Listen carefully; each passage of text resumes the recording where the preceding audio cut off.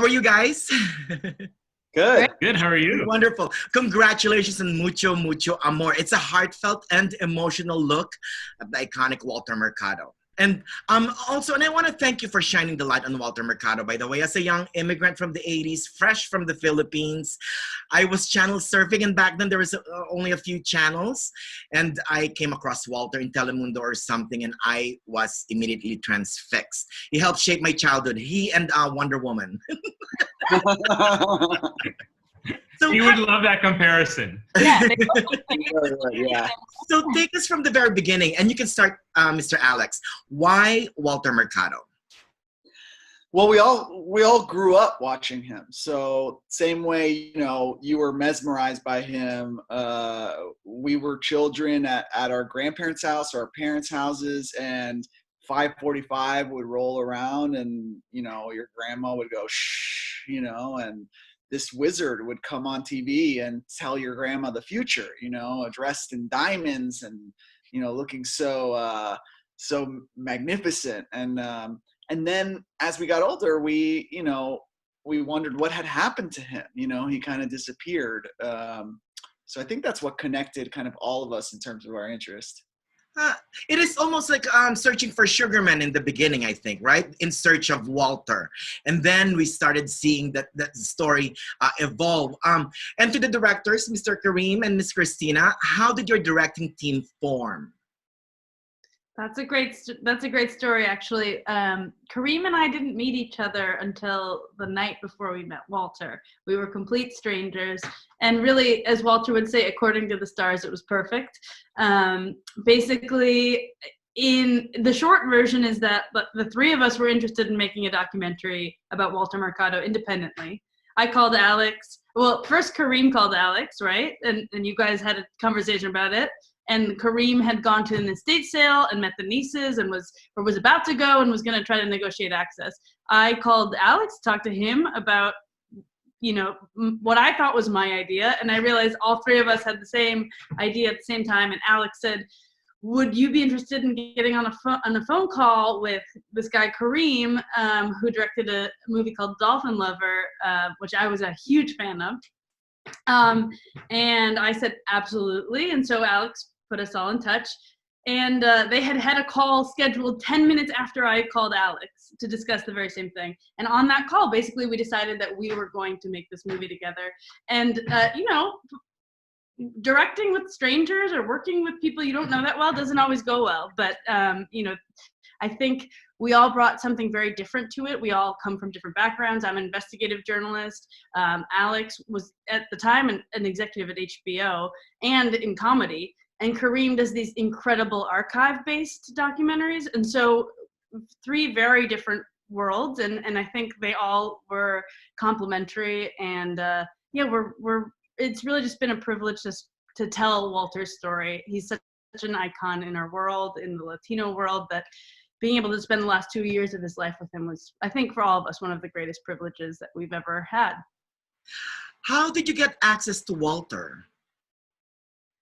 So it all started with an estate sale. Walter had an apartment in Miami for 30 years, and he was going to sell it and move. And so when I saw the fact that there was an estate sale in the paper, I went with two intents. One was to gawk at everything that Walter Mercado owned and maybe come home with some tchotchkes of my own. Full disclosure, I did. And two was to try to meet Walter or connect to the family somehow. And in being there, I met one of his nieces, Danette, who was a realtor and overseeing the project.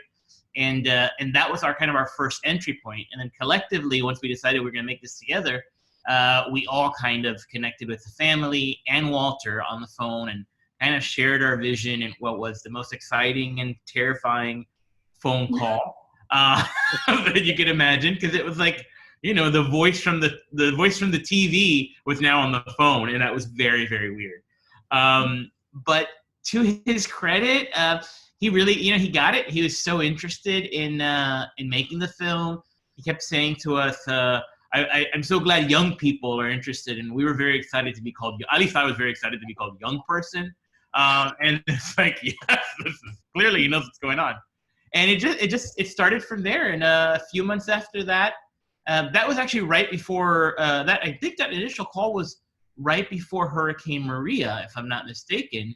Wow. And then our first trip to Puerto Rico, we shot with Walter, was 5 months after the hurricane. Wow. And what about the other principals in the film? I mean, some of them are not painted in a nice way, right? Like is it Bacula? But yeah. How were they all connected into the documentary?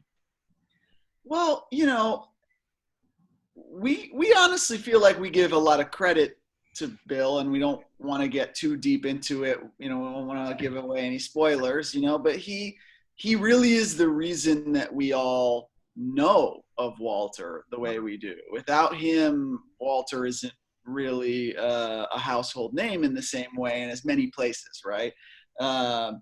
I reached out to Bill, and we had some long conversations on the phone, and we were very transparent about telling the whole story, you know, and to his credit, you know, he said, I'm an open book, you know, I'd love to sit down with you. You know, I think it took a little convincing that, you know, we were folks, you know, who were going to tell the story in an honest way at the very least. But yeah, he was ready to tell his side of the story.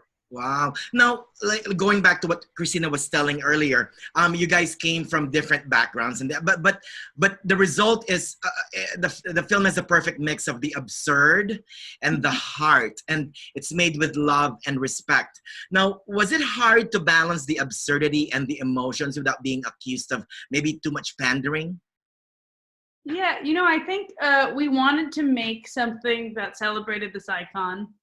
We wanted to make something that shared him with people outside of the Latino community, but also spoke to the community itself, and you know, really gave a platform for one of our greatest icons to be memorialized in many ways.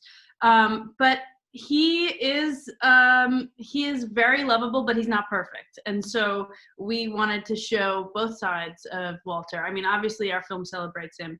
He is an icon. His message of love and peace, I think, is more relevant now than it ever has been. But yeah, we also want to address the times of his life that maybe he's not so proud of, and so we go into some of the parts of his life that are a bit complicated, like his 1-800 phone lines, and you know, if that was ethical or not, what he was doing. So we wanted to explore that as well. But at the end of the day, we love him, and I think that's apparent in our film. Oh, now let's talk about the structure of the film. Each act is divided by tarot cards. Tell us how it was shaped. So we wanted to make a movie that took viewers into Walter's world. And so we thought that the device of tarot, which is such a big part of obviously his world, was a great way of doing that. And we really talked about a couple of different ways of doing it, whether there were some recreations, which we did shoot a few of, or whatnot. But animation seemed to be the kind of the best vehicle, because it's so magical, and it gave you this feeling of kind of entering that magical world of Walter. So the tarot cards and the animation is in the style of the Rider-Waite tarot deck, which was Walter's preferred tarot deck. And they were made by a really brilliant animator named Alexa Lim-Haas. So we love to be able to kind of particularly use it in the moments where there is no kind of other visual to show, and it's this wonderful kind of metaphor, and it helps us use that world of tarot, that world of mysticism, to kind of be that singular thread from the beginning to the end of the film to tell his story. What was your biggest discovery about Walter Mercado? I think for me personally, I knew Walter was visually fascinating. I knew he was an amazing performer.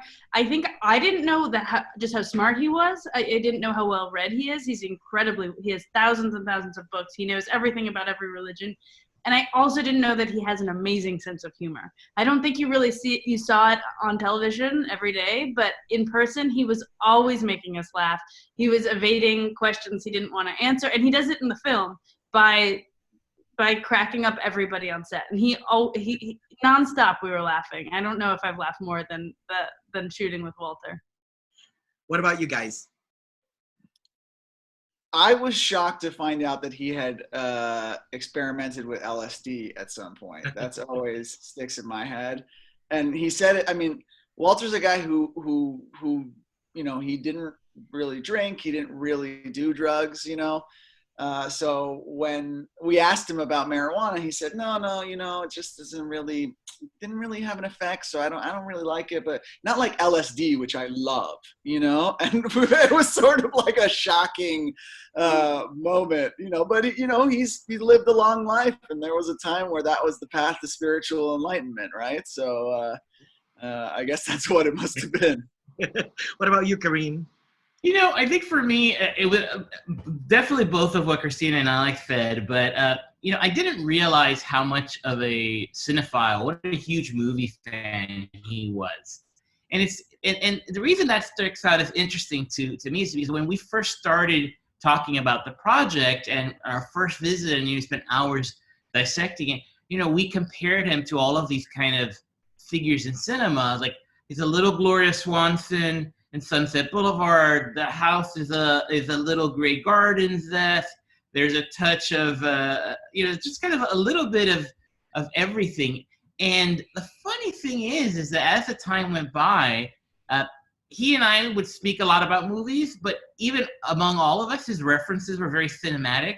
And the funny thing is that it was very true to these characters that we thought in the beginning. I mean, he was this kind of grand dame, and when he, when we talked to him about things like we say in the film, are you semi-retired? And he's like, never. It was a very kind of Gloria Swanson, Sunset Boulevard, the pictures, I am big, the pictures got small. And so that was really fascinating to me, how cinematic his actual life was. You are absolutely right. It's very glorious. Even his entrance at the Miami historical. You can see that shades of Gloria Swanson in there. Were there any challenges in creating the documentary? And if there are, what are the biggest ones? Yeah, I would say one was Walter's age. I think that was an unexpected challenge. He was, his body was failing him as we were filming with him. And I think we didn't set out to make a movie about somebody aging. We set out to make a movie about somebody who had aged. But I think as we were filming, every time we'd go back, he would be less and less able to do the things that we wanted to do with him, or the things that he wanted to do. And so, that definitely lit a fire under us. We understood that we had to make this movie quickly, and we made it really on a shoestring budget before we were fully funded, because we thought we needed to do it quickly. And then the other thing I would say is just that Walter has been in front of a lens for 50 years, and he is the most camera-trained person I've ever met, I've ever interviewed. I was an investigative journalist. I've interviewed drug lords. I've interviewed corrupt CEOs, politicians, people who are very good at, at being on camera or switching up the conversation when they don't want to answer questions. But Walter is the most media trained person in the entire planet, I think. And so trying to get past that, trying to capture the man behind the cape and really get to the essence of who he is, I think was our greatest challenge, definitely, from my perspective. Wow. What about you, Alex? I mean, from the producer standpoint, I'll just say money.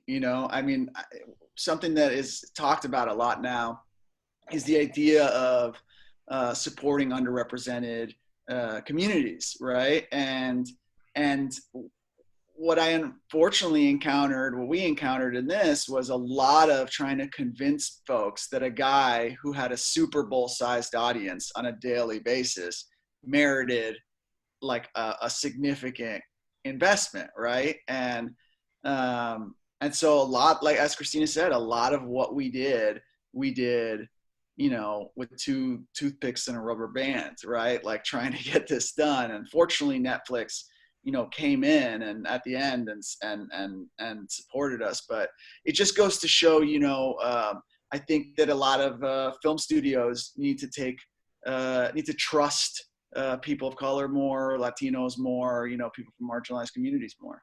Yeah, I mean, I think to riff on kind of what Cristina said, one of the interesting things is not only was Walter so media savvy, Walter, they had an image in their head of what the documentary should be.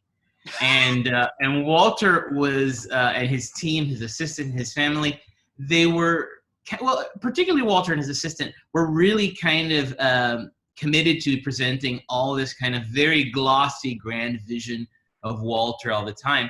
And he was a performer. He was used to hamming it up to the camera. In fact, it was quite hard to get him not to ham up to the camera. So kind of explaining the idea of verite, of getting behind the scenes, of showing him doing the mundane things that he would normally do, he would constantly say things like, nobody's going to be interested in any of this.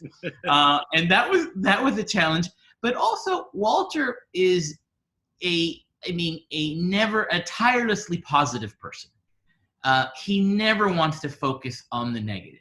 He's happy to recount stories of his past, but he doesn't focus on what was behind him. He really is very forward thinking. So when we had to talk about more difficult moments, when we had to talk about the challenges he faced, he froze up. He would just always kind of spin it to a positive and kind of brush it aside, regardless of how big it was.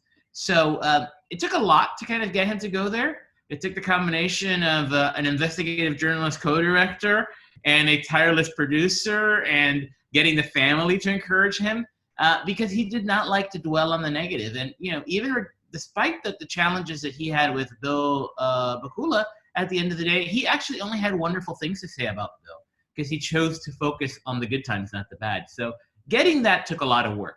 Yeah, along that cinema verite line that you said, the most striking, because of you guys, now every time I take my vitamins, I think of Walter. I mean, there's some scenes in there where he was taking those. I'm like, oh, I wonder if Walter was taking this kind of vitamin. He was taking all of them. You're taking it, he took it. Yeah, he actually studied to be a pharmacist before he became Walter Mercado, which is like a tiny detail that I love. Like the most fabulous pharmacist of all time would be Walter. Now, the fantastic documentary Mucho Mucho Amor starts streaming globally on Netflix on July 8th. What do you hope for the fans to feel or to witness? I mean, this will be big not only in the Hispanic community, but I think also in the LGBT community, don't you think? Yeah, absolutely. As a queer person myself, Walter was such an inspiration. Seeing him as a young person on TV for the first time, I had never seen anyone like that. And in seeing him, I could see a sense of a simpatico, a sense of otherness that I too had a much less fabulous version of. But I could connect with that. And so I hope that young queer people or queer people of all ages will see it and be inspired by that and be inspired by his message, which is, love and peace. You're right. I mean, can you imagine if Walter, if we had Instagram back then, or we have social media back then? Oh my gosh, he will be an influencer. We always say he's built for Instagram, and he says he was 100 years before his time. Oh, that's true. So, and my last question, in the spirit of Walter Mercado, may I ask your zodiac signs?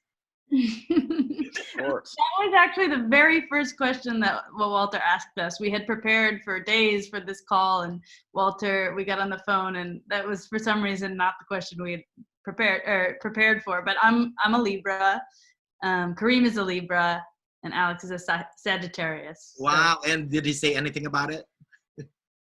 He had lots of thoughts. Yeah, I think Kareem and I, we're creative and inquisitive and stubborn and bossy. Stubborn and bossy. That's right. I wonder what he's gonna say about me. I'm the bull, Tauro, born on Cinco de Mayo, or Cinco de Manny, as they call it here in Palm Springs. So thank you so much. Any last words about the film? No, we just hope everyone enjoys it, and this is about visibility, right? So we hope that people see themselves in this film and see themselves in Walter and carry on his message of love and peace. Oh. And call your grandmas. All your grandmas. Your abuelas and abuelitas, that's right. So to quote the film, he used to be a star, now a constellation. So thank you so much, you guys. And of course, I have to do this. Mucho, mucho, mucho amor. Amor. Thank you, guys. Good luck and see you guys soon, okay? Thank you. Thank you so much.